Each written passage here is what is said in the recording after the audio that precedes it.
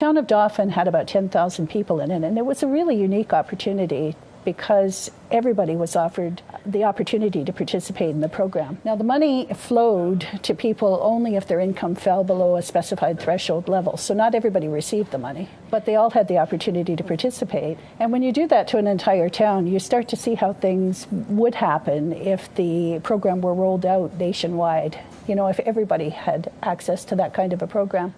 A few years after that, a couple of health economists went back to look at the data to investigate in the first place whether people stopped working if they were offered a basic income. For grown-up people, there was very little response, but there were two groups of people who did reduce their work effort pretty dramatically.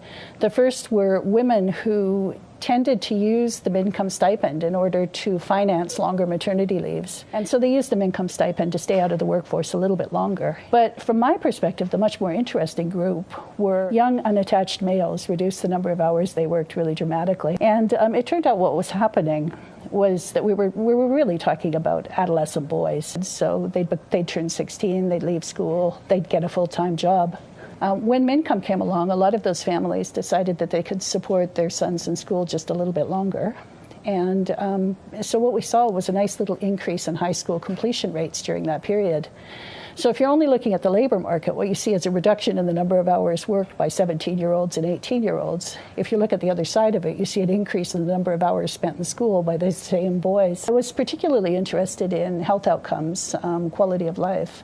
I found a very large reduction in the number of hospitalizations for people who received a basic income, and it was really quite dramatic. And when I tried to find out a little bit more, and when I tried to find out why people were spending less time in hospital, mental health really emerged as a fundamental reason. So if you think about the differences in the kind of life those people would have lived for the next 40 years, you can imagine the different opportunities those people had.